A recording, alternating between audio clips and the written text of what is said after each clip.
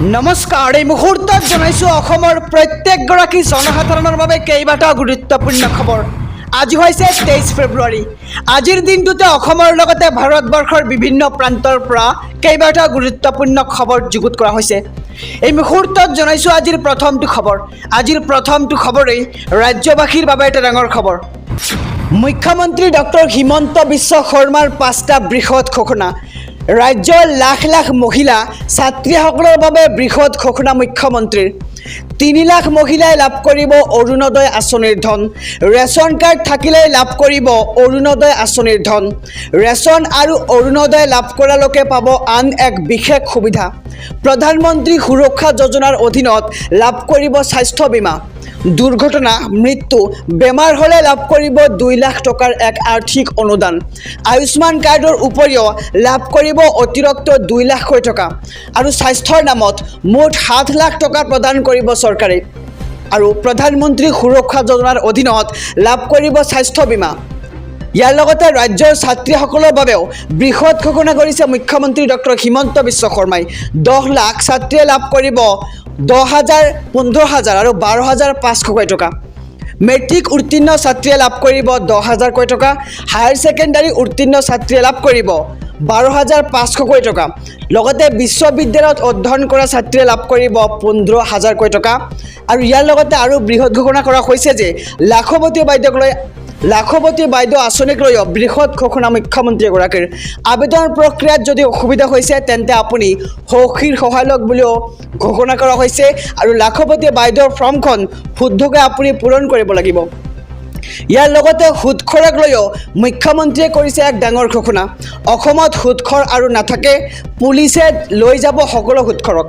এতিয়ালৈ 200টা সুদখৰক পুলিচে লৈ আহিলে। আৰু আপোনাৰ অঞ্চলত যদি সুদখৰ আছে তেন্তে আপুনি এতিয়াই পুলিচক খবৰ দিয়ক। সুদখৰক লৈ এবাৰ পুনৰ কঠোৰ নিৰ্দেশ মুখ্যমন্ত্ৰীগৰাকীৰ। আৰু আমি সবিশেষ জনাইছোঁ যে কি 5টা ঘোষণা কৰিছে মুখ্যমন্ত্ৰী ডক্টৰ হিমন্ত বিশ্ব শৰ্মাই।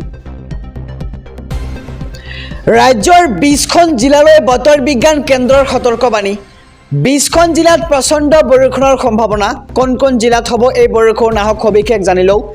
দক্ষিণ শালমাৰা, ধুবুৰী, বৰপেটা, কামৰূপ, নলবাৰী, লগতে কামৰূপ মেট্ৰ', নগাঁও, মৰিগাঁও, হোজাই, লখিমপুৰ, যোৰহাট, মাজুলী, ধেমাজি, শিৱসাগৰ, চৰাইদেউ, ডিব্ৰুগড়, তিনিচুকীয়া, কৰিমগঞ্জ, কাছাৰ, হাইলাকান্দি। বৰষুণৰ মাজতে বজ্ৰপাতৰ সম্ভাৱনা। আৰু ইতিমধ্যে ৰাজ্যৰ কেইবাটাও প্ৰান্তত আৰম্ভ হৈছে বৰষুণ। ৰাজ্যৰ 20খন জিলালৈ বতৰ বিজ্ঞান কেন্দ্ৰৰ সতৰ্কবাণী। আৰু 20 জিলাত প্ৰচণ্ড বৰষুণ হোৱাৰ সম্ভাৱনা। আৰু কোন জিলাত হ'ব এই বৰষুণ আমি সবিশেষ জনাই গৈছোঁ। 29 ফেব্ৰুৱাৰী ডেডলাইন। 3rd গ্ৰেড আৰু 4th গ্ৰেড পৰীক্ষাৰ্থীৰ বাবে বিশেষ খবৰ। নতুনকৈ পঞ্জীয়ন কৰি লওক এমপ্লয়মেণ্ট এক্সচেঞ্জ।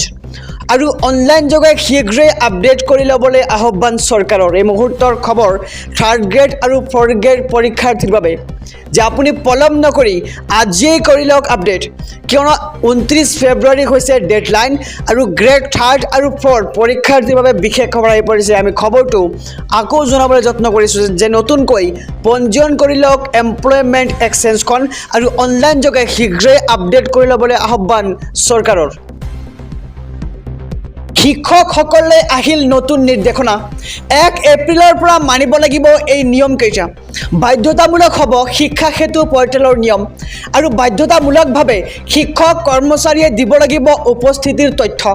প্ৰতিজন শিক্ষাৰ্থীৰ উপস্থিতিৰ তথ্য দিয়াটো বাধ্যতামূলক কৰা হৈছে। আৰু PM পোষণ আঁচনিৰ সফল ৰূপায়ণৰ বাবে এই নিৰ্দেশনা জাৰি কৰা হৈছে। শিক্ষা সচিব নাৰায়ণ কৌৰে জাৰি কৰিছে এই জাননী। শিক্ষকসকললৈ আহি গ'ল নতুন নিৰ্দেশনা। আমি খবৰটো আকৌ জনাবলৈ যত্ন কৰিম যে 1 এপ্ৰিলৰ পৰা মানিব লাগিব আপুনি এই নিয়ম। বাধ্যতামূলক কৰা হ'ব শিক্ষা সেতু পৰ্টেলৰ নিয়ম।